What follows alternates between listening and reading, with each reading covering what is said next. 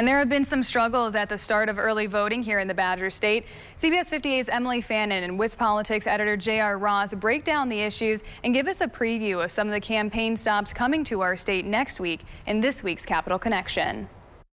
Thousands of voters headed to the polls this week as Tuesday marked the first day of in-person absentee. And looking at some of the numbers, well, it's encouraging because, of course, there's more people voting now compared to 4 years ago.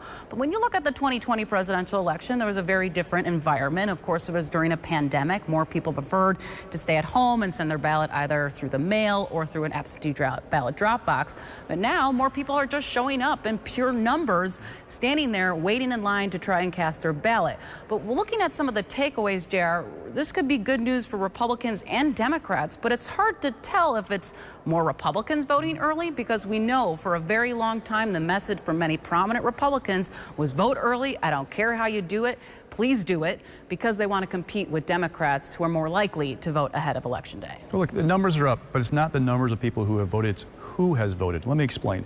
So if you are a voter who shows up every single election, like spring elections, spring primaries, like special elections, they know you're going to vote.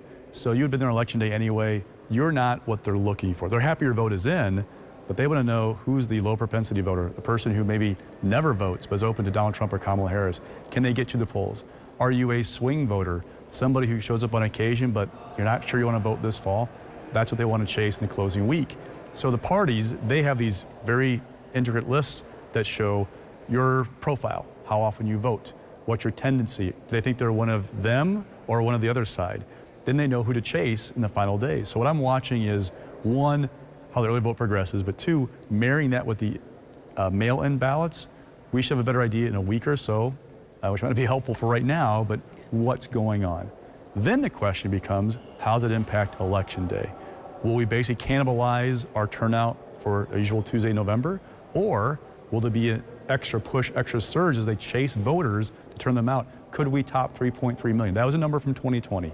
Could we top that because of these turnout efforts in Wisconsin this fall? And of course, for the first few days, there were some headaches for election officials during in-person voting because there were some delays. And what that largely had to do with is the systems couldn't keep up with the sheer number of people who were waiting at the polls. And that had to do with printing the stickers that go on the outside of the absentee ballot envelopes. Now, state election officials made clear this is no cyber attack. There's no red flags going on, but it just goes to show that things can happen. However, there are checks and balances here in our system to ensure that every vote counts and it's not counted twice. The bigger thing we're going to watch, what happens on Election Day at midnight at 1 a.m. with the count.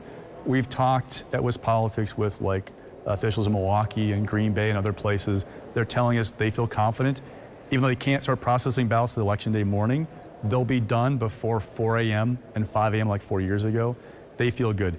That's the key thing. How early get those numbers, those ballots processed in to take away the opportunity for somebody to claim fraud when it's just the votes being processed and being turned in and counted. Right, and looking ahead to next week, we're going to have more prominent visits from the candidates themselves. Former President Donald Trump will be holding a rally in Green Bay on Wednesday. We also learned he'll be in Milwaukee on the following Friday, hosting his rally like he said he would at Pfizer Forum.